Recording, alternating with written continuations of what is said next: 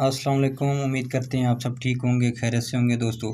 तो आज मेरा मैसेज ये है कि यूट्यूब पे मैं हर 1 घंटे बाद देख रहा हूँ कि मियाँ वाली में जो बच्ची के साथ मतलब जो जुल्म हुआ था वो तो हर किसी को पता है।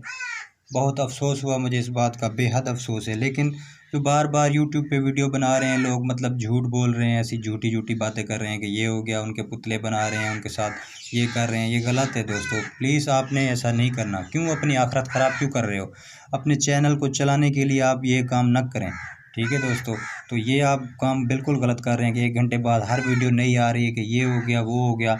ऐसे नहीं करें, अपनी आखिरत ख़राब ना करें। अपने चैनल को चलाने के लिए आप झूठ मत बोलें।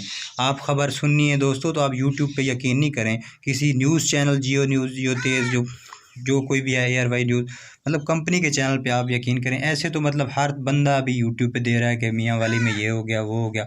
अभी हर बंदे को पहले तो पता है कि ये सारा कुछ हो गया है, लेकिन अभी ये झूठ पे झूठ क्यों ऐसे बोल रहे हैं अपने चैनल को चलाने के लिए?